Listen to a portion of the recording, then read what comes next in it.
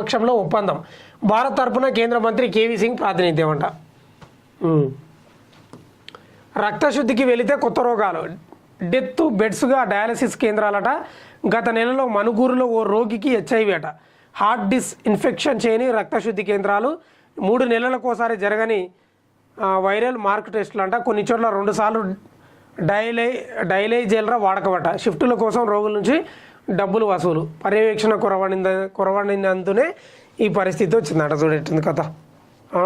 మూత్రపిండాల వ్యాధి బారిన పడి డయాలసిస్ కోసం ప్రభుత్వ రక్తశుద్ధి కేంద్రాలకు వెళ్తున్న రోగులు కొత్త రోగాల బారిన పడుతున్నారు. రక్తశుద్ధి కోసం వెళితే డెత్ బెడ్స్ ఎక్కాల్సిన పరిస్థితి ఎదురవుతుందని వాళ్ళు ఆందోళన వ్యక్తం చేస్తున్నారట. సర్కారీ డయాలసిస్ కేంద్రాల్లో సరైన హార్ట్ ఇన్ఫెక్షన్ చేయడం లేదని, దాంతో కిడ్నీ రోగులు, హెచ్ఐవి లాంటి ప్రాణాంతక వ్యాధుల బారిన పడుతున్నారని అంటున్నారు. గత నెలలో భద్రాద్రి కొత్తగూడెం జిల్లా మనుగూరులోని డయాలసిస్ కేంద్రానికి రక్తశుద్ధి కోసం వెళ్ళిన ఓ 60 ఏళ్ల వ్యక్తికి రక్త పరీక్షల్లో హెచ్ఐవి పాజిటివ్గా నిర్ధారణ అయింది.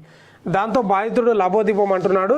గతంలో కూడా డయాలసిస్ కారణంగా ఇతర జబ్బుల బారిన పడిన బాధితులు ఉన్నట్లు వైద్య వర్గాలు పేర్కొంటున్నాయి. రక్తశుద్ధి కేంద్రాలపై వైద్య ఆరోగ్య శాఖ నుంచి సరైన పర్యవేక్షణ ఉండడం లేదని, అందుకే నిర్వహణ అస్తవ్యస్తంగా తయారైందని ఆరోపణలు కూడా వస్తున్నాయట.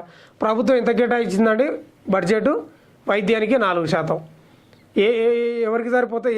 ఏ మూలకు సరిపోతుంది అది?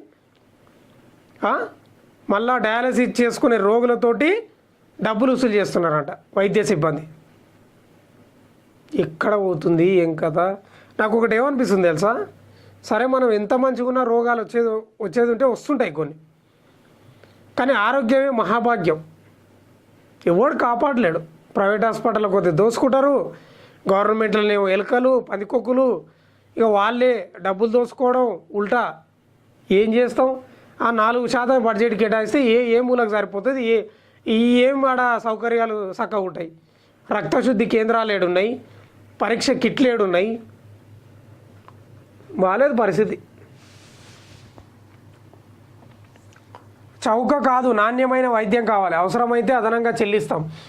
జవాబుదారీతనం, మంచి శ్రద్ధ ఉండాలి. దేశవ్యాప్తంగా 90% రోగుల అభిప్రాయం అంట.